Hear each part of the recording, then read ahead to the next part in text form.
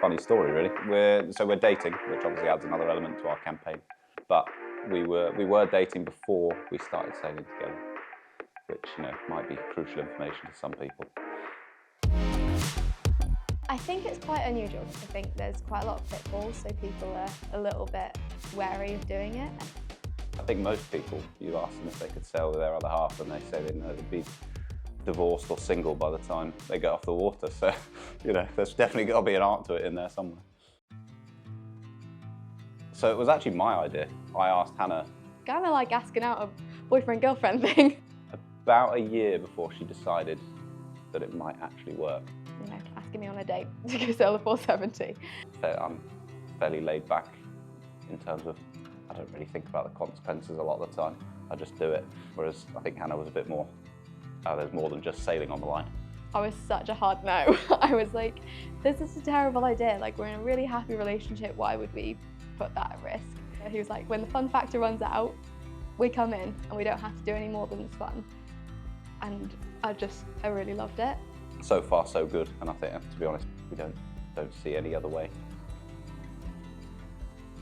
He's so good at sailing the boat. Like, it's actually nuts. His movement and where he is and his feel of the boat is just next level. Such a huge element of double-handed sailing is how you handle the other person. And he's so good at bringing out the best in me. I had sailed the boat for the best part of 6 or 7 years before we teamed up, and Hannah was obviously new to the boat. I was kind of teaching to start with, but then we've obviously had to change. I'm no longer teaching. She can do it, to be honest, probably better than me in a lot of situations. Can be quite fiery, but James is very good at keeping level most of the time. My solution 90% of the time is to send her a cat meme about wanting to kill your other half or something.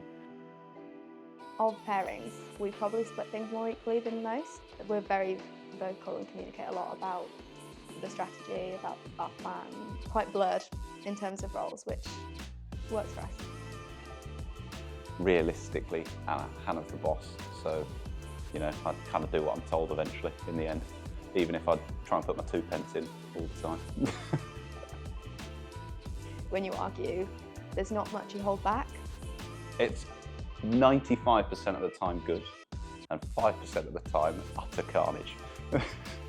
What it does mean is we never leave anything unspoken, basically. It gets solved because you get into bed and go, I guess we've got to talk about that then, haven't we? I mean, I'm cycling sort of 5 or 6 days a week, so that's my time. That's just me, myself and I. And I also play golf, which is that's quite a big part. I've played golf since I was 6. My escape is running, so I'll go off on a run with friends or by myself, and that's something that I just loved it. Like, it's such a just nice switch off from life, and you can just process everything while you're out there by yourself. I was quite surprised, but we're really similar in terms of our personalities. I'm quite direct and quite driven and quite action-orientated, and James is slightly more logically minded. But we're both quite action-oriented, which works well, and means we get stuff done. She's the ideal sailing partner for me. I just really like our life together. It's really nice. Like, he's a really inspirational person to be around, and it's really nice to do your life with someone like that.